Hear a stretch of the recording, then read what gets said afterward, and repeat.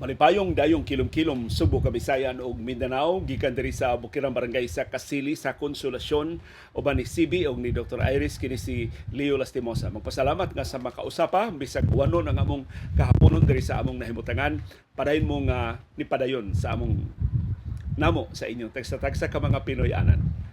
Karong hapuna pagtimaan sa World Radio Day ang atong title sa atong sugilanon Operation Liso. Para sa mga karaan tiali nga mga tigpaminaw sa radyo, katong nagdako uban sa radyo, magkatimaan tiali mo ining Operation Liso. Moringan sa mga operasyon sa mga radio stations sa karaang Subo, unsaon pagpadaghan sa ilang mga listeners. Ilang lisuon ang mga radio stations ngadto sa ilang mga sibianan, ilang kumbensyon ang mga tigpaminaw sa pagpaminaw sa ilang mga programa o sa ilang mga personalidad, uban ang paglaom nga mas daghan ang maminaw nila, mas daghan ang musunod sa ilang mga programa, mas daghan ang moabiba sa ilang mga personalidad, o finally makadeklarar sila sa ilang kaugalingon nga may number 1 nga radio station dinhi sa Subo o sa bambahin sa Kabisayan ug sa Pilipinas. Operation Liso. Para nako usa sa labing ngiob nga yugto sa kasaysayan sa Subo, sa radyo dinhi sa Subo. Nagsugod ko sa radyo in 1984. Pila naman nakatuig sip? 1984. Dako, pila na kadekada ko nga nagsibiya sa radyo. Of course, wala na ko magsibiya sa radyo karon kay niya naman lang ko sa akong channel sa YouTube. Pero in 1984, ako mahinungduman, inosente pa kaayo ang kompetisyon sa mga radio ug TV stations din sa Subo. Dunay mga istasyon sa radyo nga magprograma og pulos drama, dunay magprograma og pulos music, dunay magprograma og pulos news, dunay magprograma og pulos komentaryo, dunay magprograma og mga personality shows, dunay mag-amateur hour, daghan nga mga klase sa programa sa una. Pero ang mga radio stations nga gustong mas daghan ang ilang mga listeners, magprograma sa tanan. Inig sa yung buntag, mag-news sila. Inig ka alas 8, magdrama sila hangtod sa alas 9 sa gabi. In between, doon na sila news, doon na sila gamayng komentaryo. Inig ka alas 9, komentaryo. Inig ka alas 11 o alas 12 sa tungang gabi, o mas mga balita o mga komentaryo, music. Pero kaniya tugod, ang mga radio stations mo sign off usually at 10 p.m. or 11 p.m. Diha ng nihigpit na ang competition sa radio, diha na 24/7. Kasagaran ni adto sa mag 24/7 mga FM stations. Kay maka-afford man sila, gamay ra man sila og gasto sa ilang operasyon, mapatukar lang og music. Pero dihang na bantayan sa AM stations, gamay ra magasto kung nag 24/7 sila, nag 24/7 na sab sila, pero music sab ang ilang programming ini kakadlawon. Mao nay kasagaran nga programa sa radyo. So palabuanay sa programming, panindutay og programa, pa sikatay og personalidad, panindutay og mga drama, panindutay og music. Ug mo to mo determine kinsa ang radio station nga number 1, number 2, number 3 sa ranking dinhi sa Subo. Na nausab ng tanan. Sidang pasaluad lang ta magisugot og ngan, pero makaila mo ining karon taon-taon. Usa ka radio station nakadesider mag full blast sila og drama. Unya ang ilang drama tungod mas bag-o sila kaysa ilang kompetensya, ilang dasunan og heavy promotions. Ilang i-promote pag-ayo ang ilang mga drama aron nga mas daghan ang mga listeners, unya mutaas ang ilang rating, ug ang ilang taas nga rating mo ilang gamiton pagkumpenser og dugang advertisers sa pag-advertise nila. Ug sa ingon mas dako ang ilang kita. Ug tuod man mao na ilang gihimo. Grabe ang ilang promo. Hapit kada human sa drama, doon na sila ipanghatag ng mga gasa. Kasagaran na ito mga grocery items o mga pasis sa sine, mga t-shirts, mga plaka, bisan unsa na lang nga mga promo. Kasagaran sa ilang promo, mga produkto ra sab sa ilang mga advertisers. So, ang ilang aron dili kay sila dako ba og gasto. Hantod ilang na-realize dili pa igo. Di gyud mo sulbong pag-ayo ilang mga listeners kung mag-agad na sila sa promo gikan sa ilang mga advertisers. Diha mo sugod ang desisyon sa maong radio station o nanakod ni, unfortunately, sa ubang mga media networks. Ligahin silang minilyon ka pesos para promo. So dili na sila mag-agad sa ilang mga sponsors. Sila na gyud mismo ang ilang sa ilang kaugalingong kwarta, mugasto sila milyon ka pesos aron pagdani og dugang mga listeners sa radyo. Ug tuod man diha nagsugod ang papanghatag og bugas. Diha nagsugod ang papanghatag og makalilisa nga mga grocery items. Diha magsugod ang pagpanghatag og way kinutuban ng mga gasa ngadto sa mga listeners aron sa pagdani nila sa pagpaminaw sa ilang mga drama. Ug ang maong radio station gikan sa pagka number 3, number 4, gamay pa kay ubos pa kayo ilang ranking, sulbong sila sa number 1. Nag number 1 na sila sa tungod sa ilang heavy promo. Ug ang minilyon ka pesos nga ilang gigasto sa promo, ilang gitinguha pagbawi, pinagi sa pagkumbinser sa mga advertisers, kami nay number 1 sa Subo. Advertise na mo na mo. Niingon ang mga ang mga advertisers, kamoy number 1 pero gamay ra man kay inyong labaw. Unya naanad naman man yung number 2, number 3, ari lang gihapon mi. So dihay nadugang sa ilang mga advertisers pero di gyud ingon ana kadugang. So nakahukom among radio station, we should be the dominant number 1. Aron maka kuha gito og mas daghang advertisers kilang dominante tabiyaan atong pila ka kilometro ang number 2 ug ang number 3. So ang ilang gibuhat, nag-employ sila og gitawag mga spot checkers. Karaan nga mga broadcasters maka timaan ini mo mga termino. Kamo sa tiyali sa pipila sa inyong mga napaminawan nga mga programa sa radyo, dunay mga spot checkers. Ang mga spot checkers, sinuhulan sila nga mga trabahante sa radyo. Ang ilang yung tuyo pag house to house, manuktok og kabalayan, yung mga tanag unsay ilang radio station nga gipaminaw, unya mangubinsir nga mobalhin sa ilang radio station. Og aron mobalhin, manghatag sila. Manghatag sila og dilata, manghatag sila og noodles, manghatag sila. Kani atugod mga pasis pa man to sini. Ang kasagaran sa mga ipanghatag.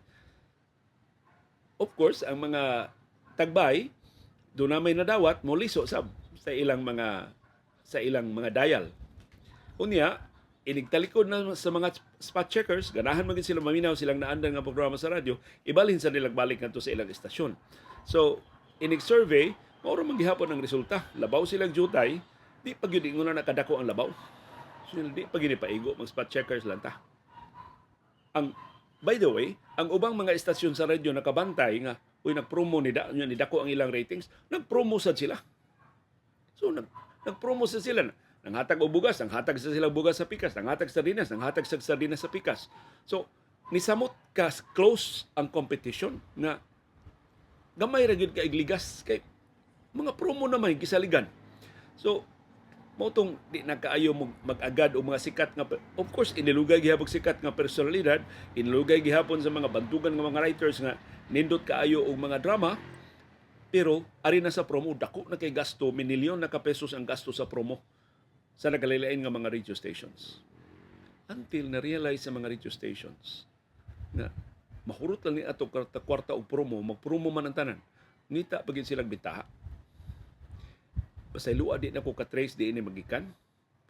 Posible ka tong radio station nga nag-una-una ini promo, mo'y una nakahuna-huna ini. Ang ilang ibuhat mo, sabuto nila ang mga survey agencies. Kaya doon may mga grupo nga mo'y mo survey sa mga radio stations. Kunya ang ilang survey, mo'y tuuhan sa mga advertisers. So ang mga advertisers, naghimo og ilang kaugalingong survey group aron pagsiguro nga ang resulta sa survey makiangayon gyud. So, kaila raman tanan, nailhan atong radio station kinsa ning survey group. Isabot ang survey group na sa may asa mo mag-survey karon. Sa kanang istorya bala nga dakop-dakop bitaw. So ilang madakpan asa ang survey atong Labangon, pakatap sila mga spot checkers dito sa Labangon. Ang makabitaha sila unya mga surveyors makabantay man. Pulos man ni radio station nga mauro man ning radio station na bisag asa mi baya mo adto mauro man ni nakabantay ni sila nga naa dinhi ang survey. So mubalhin sila og survey, dili to nila ila tong i-invalidate ang maong survey kay kabantay man sila nga natultulan ang ilang barangay nga surbihon. Kay supposedly aron mas scientific ang survey, kilang wa gi ideya ang mga radio stations nga dunay survey. Kay kung dunay ideya hugupan ang mga barangay, dili na tinuod ang resulta. Kinsa lang makaduol og mga tagbay, kinsa makaliso, kinsa makahatag og mas dagko nga premyo, mo'y number 1 atong barangaya. So as much as possible aron scientific ang survey, di gyud ipahibaw asa ipahigayon ang survey. So ang mga radio stations na himungot ba nakuha na mo gasto, invalidate no survey, wa hinoy di hinuntahuron ang resulta sa survey, nagkagasto na silang minilyon ka pesos. So finally, ug mao ni ang desisyon nga nakapahugaw pag-ayo sa mga survey sa radyo dinhi sa Subo.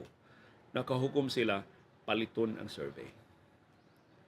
So, imbis kadtong mga individual surveyors mo ilang sabuton, mag-agad naman to sila kung sa resultis kadaguan, ang kadaguan sa mga survey groups mo ilang gisabot. Ug kini mas dako ning kwarta ang nahilambigit. Mas dakong kwarta ang bayad. Kay mga dagko biya ni sa mga survey groups. Yung masakpan ni sa kapisanan ng mga broadcaster ng Pilipinas, masakpan ni sa mga advertisers, bolilyaso kini maong kompanya. So dako kayo ang kandidat aron ihilom ra. So kaniadto makabantay ka nga dunay survey sa Subo kay hapitan ng radio stations magyaw-yaw nga dunay promo. Sa ato pa nahibaw sila tanan nga dunay survey. Kay diha man sa time good nga pipila ra ka radio stations sa mahibaw nga dunay survey. Ang mga radio stations is nang way budget para spot checkers, di kahibaw magmatala silang buntag nga nag-survey na di ay makabantay na lang sila nga dunay survey, gipagawas na resulta sa survey, pertin na lang biya. Sumutong, nireklamo sila sa kapisanan ng mga broadcaster ng Pilipinas, ang KBP nihimo na isiplagda, before mag-survey, mitingon ang tanang radio stations. Aron bisan ka mga radio stations nga way budget, bisan ka mga radio stations nga way spot checkers, makabantay sila nga dunay survey. O maka-adjust sila correspondingly sa ilang programming, aron pagdani og duga mga listeners. So tanan ng radio stations mahibaw nga dunay survey. Pero wa kahibaw gipalit na diay ang survey group. So muhaton sa survey group mao ni ang ilang kadaguan mo pindot sa radio station nga nakapalit nila adto mi survey sa ugma sa Barangay Lahog. Amo surbehon mao ni mga sityuha sa Barangay Lahog. Di man lang masurvey ang tibuok barangay, mao ni sityuha sa tibuok sa mga Barangay Lahog. Ang amo surbehon ang tuo ra nga bahin sa dan. Dili tanang bay, pag-ihap mi og tag 5 kabay o tag 10 kabay sa tuo nga bahin sa daan sa Lahog, mao na among tuktukon, mao na among sorbihon. So, tungod anang maong kasayuran, ang maong radio station di magsaba, di siya musaba sa kahanginan, pila ka oras sa di pa ang survey, tuwa na sila dito sa Barangay Lahog. Ilan nang gihatagan o mga grocery items ang kabalayan sa tuo nga bahin sa daan. Ug ilang giingon nga, ma'am na imanuktok ma'am, amo na mga kaila ma'am, amo na mga higala. Ingna lang sila ma'am nga mao ni inyong radio station nga gipaminaw. Mao ni inyong mga programa nga gipaminaw. Bisan og dili sila mga listener, pero gisabot na badaan. Nga mao ning orasa sila mutunga ma'am, nya mao ni mga orasa atong programa ina nga naminaw ka ning dramaha, naminaw ka ining balita, naminaw ka ining maong personalidad. Aron pag-service ang mga kauban ma'am, mahibaw sila nga unya ni ma'am ni mga grocery items na bugti sa inyong kahago sa pagpaminaw namo. At tuon man, igabot sa survey group, wala hawa na. Ang ubang radio stations sa nagsigig promo sa kahanginan o paminaw mo kay doon natin raffle karong taod-taod. Wa sila kahibaw, ang laing radio station, kahibaw na gyud sa asa ang aktual nga survey. O targeted na. So dako gihapon kay sila gasto, pero kahibaw na sila nga ang ilang hatagag premyo mao na gyud mapangutana sa survey. Pagkasunod adlaw, lain na sang barangay, pahibaw na sad sila asa nga barangay. So at the end of the survey, dako kay glabaw among radio station, kay kahibaw mo sila asa ang survey. Sa di pa moabot ang mga surveyors, nag-una nito ang mga spot checkers, dibangil na ang mga grocery items, gisabot ng daan nga lisuon ang mga dial sa radio. Ug sila mao'y dominante nga number 1. Ug tungod adto pertindakuan nila kita, pertindaghanan nilang advertisers, nakapangangko na sila nga sila dominante nga number 1 sa Subo, so mas nidako pa gyud ang ilang budget para sa promo, so ining kasunod survey wa na gidaganan ang ubang mga radio stations. Mao nay aktual nga nahitabo. So ang gibuhat in town sa ubang mga radio stations, di man sila kaabot sa presyo sa pinuhalay dito sa taas, ang ilang buhaton na lang mao tikasan man ning maong radio station, tan-aw na to sa ilang spot checkers. Asa gani ilang spot checkers adto sa musulod sa dito. Aron mangumbinser sa dito sa mga tigpaminaw. So isig bantayay na. Mo to ang mga spot checkers kadlawng dako. Wa na. Mo Moadto nag mga lugar, bantayan man sila sa pikas, mag-away lagi. Dihay mga spot checkers nagsilumbagay, dihay mga spot checkers nga naglalis dito sa barangay, nabulilyaso hinuon ang mga survey. Okay, magtaguay naman ang ubang mga radio stations, manglawgaw naman lang. Total, di man kaapilan ng inyo binuang, lagawon na lang ginamo din eh. Aron nga di na lang ito maapil og survey, pero wa makatumba sa katong dominante nga number 1. Siya gihapon mao'y nagdominar sa surveys. O hangtod sa nang ligid nga katuigan, wa na gyud nakatumba nila. Sila na lang gyud number 1 tanan. Hangtod nga nabungkag ang management atong maong radio station. Diha ra to bawi ang ubang mga radio stations. Nagkaaway ang manager sa mga tagduma sa mga istasyon, nibuwag katong grupo nga eksperto atong binayranay sa survey, pika stasyon nga ilang gibalhinan, mao na siya ng number 1. Nagmingaw na sa to ang previous number 1. Kay masuhito man to ang grupo nga nibiya. So yun na kahugaw ang mga surveys sa mga radio station sa una. So mautong katong mga pangangkon nga kami number 1, sila'y labing tikasan. Kami number 1, sila'y labing dakong bayad. Kami number 1, sila'y labing hugaw og duwa. Atul sa mga surveys.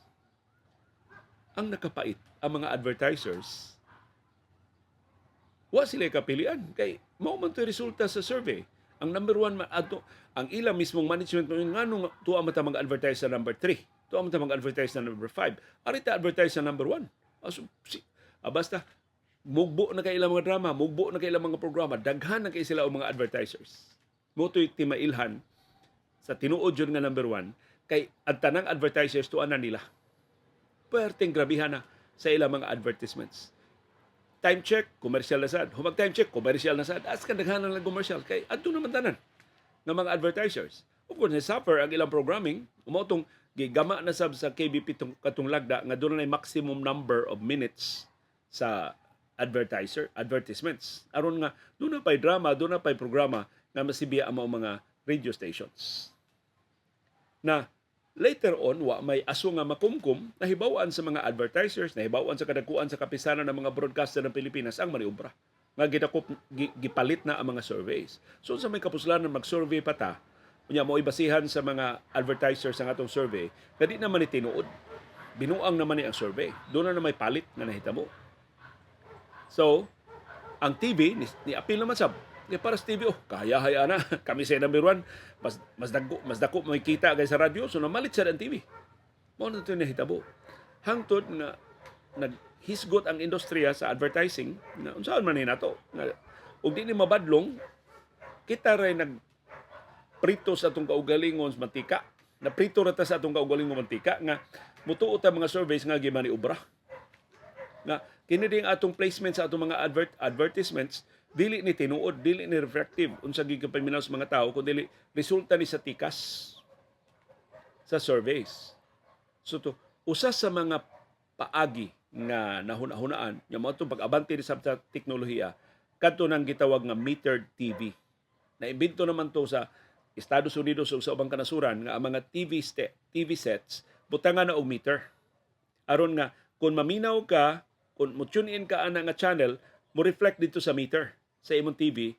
Unya, I don't know, real time ba to or kolektahon ba to nila ang data sa meter? Adto na ibase dito, wa na survey kay pahigayon. Kay metered naman ang mga TV sets. So ikaw mismo dito, tanaw ka og channel 3. Karong orasa, balhin kag channel 7. Sunod, balhin kag channel 9. Sunod, balik ka og channel 3. Balhin na sad ka og channel 9. Balhin na sad ka og channel 7.